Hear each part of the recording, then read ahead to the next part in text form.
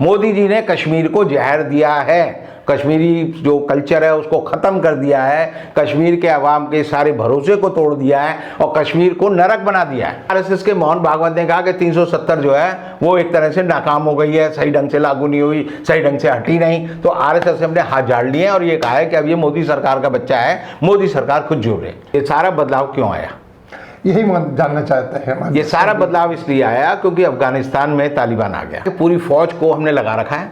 फौज किसी समस्या का समाधान नहीं कर सकती। समाधान होगा डायलॉग से, बातचीत से। पहले आपको मानना पड़ेगा कि हमें किन लोगों से बात करनी है। कश्मीर की इस हालत को हिंदुस्तान के लोग ये समझते हैं कि कश्मीर हमारा है, लेकिन कश्मीर में रहने वाले मुसलमान जो है वो हमारे दुश्मन हैं। हम उन्हें बाहर करना है, उन्हें जलालत की ज़िंदगी देनी है, उन पे हर जगह शक करना है। वो रणवे जो है वो बड़े खुश थे कि उनको वहाँ के जो मुख्यमंत्री हैं खट्टर साहब उन्होंने कहा था सबकी एक एक कश्मीरी लड़की से शादी कराऊंगा। ताई राजा होते हैं, शासक होते हैं, जाकर हमला करते हैं तो उनकी लड़कियों को उठा लाते हैं और अपने हरम में रख लेते हैं। ये वही कंसेप्ट। मोदी जी की सबसे बड़ी अक्षमता क्या है? उनकी सबसे बड़ी अक्षमता है ये भाषण बढ़ा देते हैं, भाषणवीर बड़े हैं, लेकिन किसी से बैठकर फेस टू फेस टॉक नहीं करते। हिंदुस्तान की सुप्रीम कोर्ट ऐसी कोर्ट हो गई है कि जब सब झगड़ा निमट जाए तब कहेंगे अब हम न्याय करेंगे। भाई तेरी जरूरत क्या है? तो सुप्रीम कोर्ट जो है मुर्दा हो गई है। दोस्तों आदाब अर्ज़ है, मैं अनीस अहमद खान हिंद वॉइस से आपसे मुखातिब हूँ। मेरे साथ है रविंदर कुमार जी, हमारे चैनल पे अक्सर देखते हैं, शोभा है हमारे चैनल की, और जो बात कहते बड़े सटीक कहते हैं। रविंदर जी बहुत बहुत खैर मकदम स्वागत है आपका हिंद वॉइस में। रविंदर जी, देश की स्थिति आप देख ही रहे हैं और आप जो बोलते हैं वो जारी बेबाक बोलते ही हैं। ये कश्मीर का मसला है, मसले तो बहुत से हैं जी, लेकिन इस वक्त मैं बात कर रहा हूँ कश्मीर के मसले की।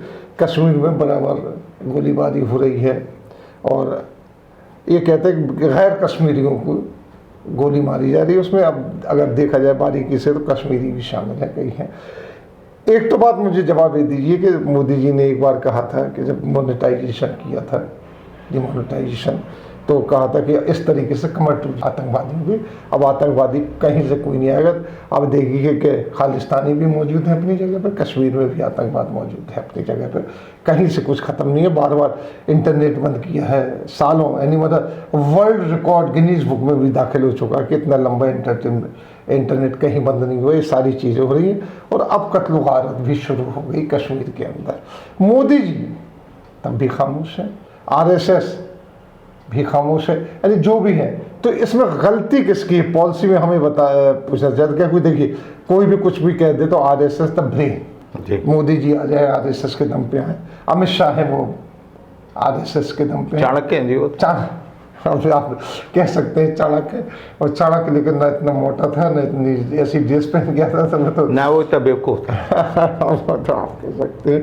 तो ये मैं सुनना चाहता हूँ कि एनालिस्ट क्या चीज़ चल रही है कश्मीर की हालत जो है आज देखिए बद से बदतर, और उससे भी अगर और आगे जाएं तो बिल्कुल जो है ऐसा हो गया है जैसे कि घाव जो है बिल्कुल सड़ जाता है। और पूरे कश्मीर को इस हालत में लाने का अगर हम किसी को कह सकते हैं जिम्मेदारी, तो वो मोदी सरकार की है, अमित शाह की है, RSS की है, भारत सरकार की है, भारत के मीडिया की है।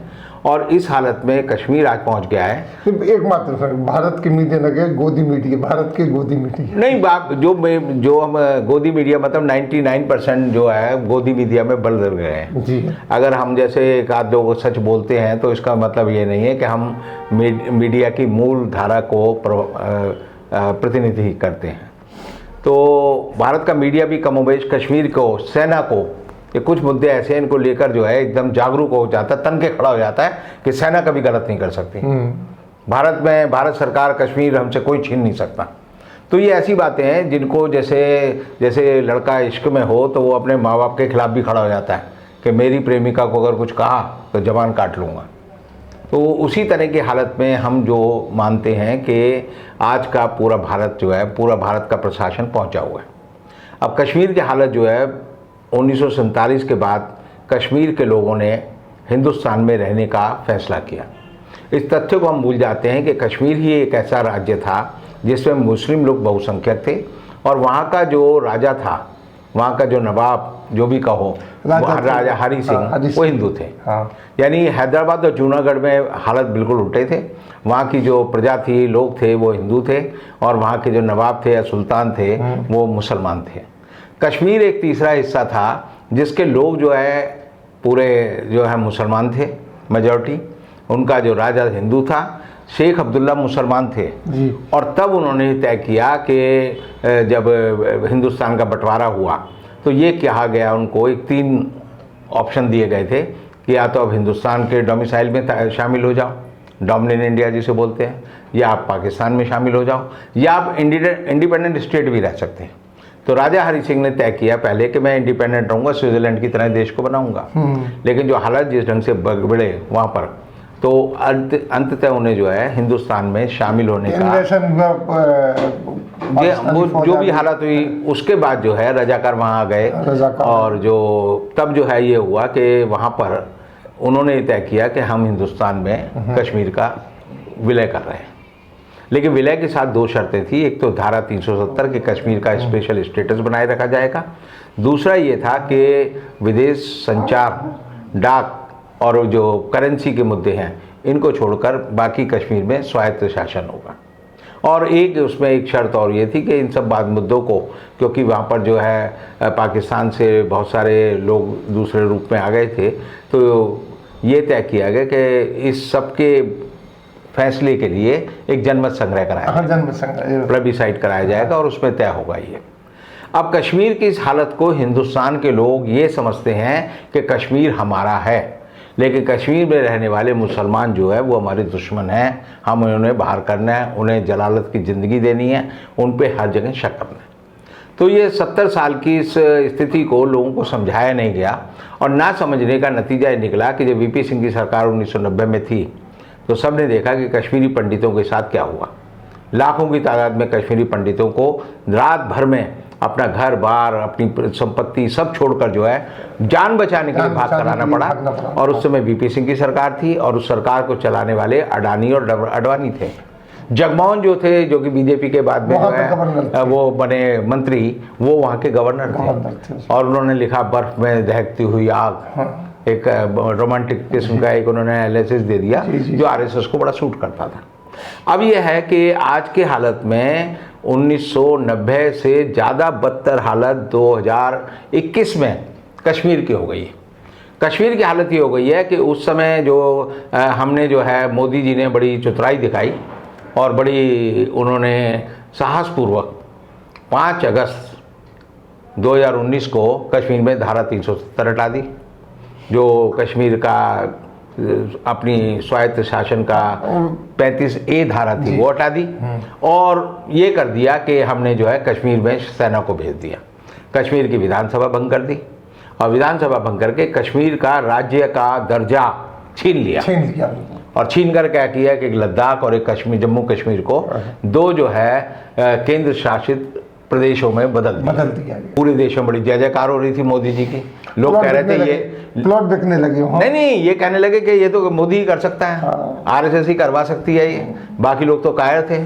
अब हम देखते हैं कि बहुत सारे मेरे जैसे लोग, बहुत सारे, मैं हरियाणा के बहुत लोगों को जानता हूँ जिनकी शादी नहीं होती, जो जीवन में कुंवारे मर जाते हैं, तो वो रंडवे जो है वो बड़े खुश थे कि उनको वहाँ के जो मुख्यमंत्री हैं खट्टर साहब उन्होंने कहा था सबकी एक कश्मीरी लड़की से शादी कराऊंगा, बयान आया था उनका। और उसके बाद हम देखते हैं कि लोगों ने कहा कि यहाँ पर जो है कोई भी आदमी जाकर प्लॉट खरीद सकता है और प्लॉट खरीद सकता है और वहाँ पर लड़की से शादी होगी।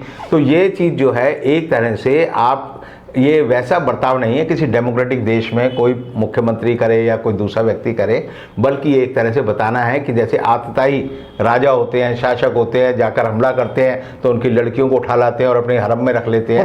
ये वही कंसेप्ट, वैसी दौर है, वैसी दौर के हमारे साथ ऐसा हुआ तो हम भी ऐसा ही करेंगे। तो अब ये जो सपने बेचारे बहुत सारे लोगों ने पिरोए थे, वो अब हम देख रहे हैं कि 2021 में अचानक ये सारा बदलाव क्यों आया, यही जानना चाहते हैं। ये सारा बदलाव इसलिए आया क्योंकि अफगानिस्तान में तालिबान आ गया। अफगानिस्तान में तालिबान ऐसे आया कि 13 अगस्त तक जो है वहाँ पर अमेरिका की फ़ौज का शासन था। अमेरिका की फ़ौज की वजह से वहाँ के जो अमेरिका परस्त जो राष्ट्रपति था वो था, और 15 अगस्त को जो है वो छोड़ के भाग गया। अब पूरे दुनिया ने देखा कि अफ़गानिस्तान में तालिबान ने किस तरह कब्जा कर लिया। अब बड़े सिंपल तरीके से अब तालिबान ने वहाँ कब्जा किया तो तालिबान का जो सरपरस्त है वो पाकिस्तान था, ISI थी। तो पाकिस्तान के ऊपर एक तरह से बड़ा घमंड का एक दौर आया कि तालिबान हमारे साथ है, हम तालिबान के साथ हैं, चीन तालिबान के साथ है, चीन पाकिस्तान के साथ है। और एक बात मैं बताऊँ, भारत भी तो तालिबान के साथ है। अब देखिए वार्ता होने वाली है। नहीं, अभी हम दिखाने के तौर पे, क्योंकि हम जो है हमारी विदेश नीति आज के समय में हिंदुस्तान की विदेश नीति नहीं है, ये अमेरिका की है। जो बिडेन जो कहेगा वो हम मानेंगे, हमारे अंदर इतनी हिम्मत नहीं है। अच्छा, वो हम तालिबान का सपोर्ट कर रहे हैं, जो बिडेन करने लगेगा हम करने लगेंगे। अंडरग्राउंड तो सपोर्ट कर ही रहे हैं। अभी जो बैठक होना है हमारे जो भारत सरकार जो है बातचीत के दरवाजे, चोर दरवाजे तो खुले रखती है, और बैक डोर, वही सिर्फ चोर दरवाजे। ये विचार चल रहा है कि तालिबान को इनवाइट किया जाए कि ना किया जाए। दिक्कत क्या है कि कश्मीर का जो पूरा का पूरा एक समय में, मैंने आपको पहले भी बताया था कि 2019 में कश्मीर पर कब्जा एक समय पे जो अफगानिस्तान के राजा ने कर रखा था। हाँ, उससे पहले भी रहा, क्योंकि ये सारे पहाड़ी देश हैं। और चूंकि तब जो है हिंदुस्तान जो है पॉलिटिकल जो एंटिटी नहीं था, हिंदुस्तान नक्शे में भारत नहीं था, तब जो है एक तरह से ढुलमुल अरेंजमेंट था। तो जब पाकिस्तान जो आज का पाकिस्तान है वो भी एक तरह से खुला मैदान था, पहाड़ी पथरीला इलाका था, बर्फ़ से ढका रहता था, बड़ी साय करती हुई चुभोने वाली हवाएं चलती थी। तो अफ़गानिस्तान, पाकिस्तान, हमारा कश्मीर, तिब्बत, इनका जो अगर एनवायरनमेंट देखेंगे, वहाँ का वातावरण देखेंगे तो एक सा है। तो वहाँ के आदमी ही आपस में एक दूसरी जगह जाते थे। सिल्क रूट वो वहीं से निकला। सिल्क रूट इसीलिए था, और एक तरह से भारत का जो यूरोप से कारोबार था, जब तक समुद्री रास्ते नहीं थे तो वहीं से होता था। तो इस हालत में अब कश्मीर में जो है, जब 5 अगस्त 2019 को भारत सरकार ने 370 धारा हटाकर वहाँ पर सेना को भेज दिया, और क्या किया, हमने वहाँ कोई डायलॉग आज तक शुरू नहीं हुआ है। जैसे किसानों के साथ सरकार की बातचीत नहीं है। डोभाल साहब करने वाले हैं शुरू? नहीं, करने वाले हैं, तो करने वाले तो बहुत सारे होते हैं। डोभाल साहब के, डोभाल साहब भी जाएंगे, और हमारे जो अमित शाह जी हैं वो भी जाएंगे। अब हमारे सेना के जो जनरल है नवाड़े, वो तो पहुंच ही गए हैं। हमारे जो NIA के चीफ हैं वो भी वहाँ पहुंच गए हैं, CRP के चीफ भी वहाँ पहुंच गए हैं, BSF वाले भी वहाँ पहुंच जाएंगे, एक SSB एक फोर्स है वो भी वहाँ पर है, भारत की सेना भी वहाँ पर है। तो आप देखिए कि कश्मीर में आज के समय में सबसे ज़्यादा कंसंट्रेशन ऑफ आर्म्ड फोर्सेस हमारे कश्मीर में है। 7 लाख से ज़्यादा लोग जो है सेना के वर्दीधारी जवान जो है बंदूक लेकर कश्मीर में मौजूद हैं, और वहाँ पर 90 लाख लोग जो कश्मीर के लोग हैं, उनके साथ हम देखते हैं कि हमने जो है उनका इंटरनेट काट रखा है, उनकी प्रेस की फ्रीडम काट रखी है, उनके घूमने फिरने की आज़ादी काट रखी है, उनको वोट देने का अधिकार काट रखा है, उनकी विधानसभा हमने निलंबित कर ररखी है। अभी ये परिसीमन ही नहीं हो पा रहा। मोदी जी लाल किले से 2 बार हो चुके हैं, 2020 में भी बोला था परिसीमन का काम शुरू हो गया है, 2021 में भी बोले अभी अगस्त में कि परिसीमन का काम चल रहा है। लेकिन चल रहा है तो उसमें यह है कि सरकार जो है उसका किसी भी व्यक्ति से कोई संवाद नहीं है, बातचीत नहीं है। मोदी सरकार, मोदी जी खुद संवाद नहीं करते। मोदी जी की सबसे बड़ी अक्षमता क्या है? उनकी सबसे बड़ी अक्षमता है ये भाषण बढ़ा देते हैं, भाषणवीर बड़े हैं, लेकिन किसी से बैठकर फेस टू फेस टॉक नहीं करते। इसीलिए प्रेस कॉन्फ्रेंस नहीं करते, इसीलिए प्रेस कॉन्फ्रेंस नहीं करते, इसीलिए प्रेस को नहीं बुलाते, इसीलिए वो संसद में जो है कोई बहस नहीं करते। एक दिन आएंगे, धड़धड़ाते, अपना भाषण करा और चले गए, ना तो किसी को सुनते, उनमें सुनने का साहस भी नहीं है। संसद के किसी सत्र में मैंने मोदी जी को चुपचाप बैठकर किसी के भाषण को सुनते हुए और उसे एंजॉय करते हुए नहीं देखा। तो उनकी एक सीमा है। तभी तो राहुल गांधी ने उनको गले लगा लिया था। तो गले लगाने का जो आप समझिए कि कई बार मजाक बनाया मोदी जी का कि उन्होंने कहा जी आप मोदी जी किसी को गले नहीं लगाते। अब जिनको लगाते होंगे उनकी फ़ोटो नहीं है, एक आध फोटो जरूर है कि मैंने देखा है कुछ विदेशी महिलाओं को गले लगा रखा है, लेकिन वैसे मैंने किसी हिंदुस्तानी बच्चे को, हिंदुस्तानी को या अपनी पार्टी के लोगों को ही गले लगाते हुए नहीं देखा है। अब कश्मीर की जो हालत है आज के समय में इतनी विभत्स हो चुकी है कि 1990 में लाखों कश्मीरी पंडित छोड़ के भागे।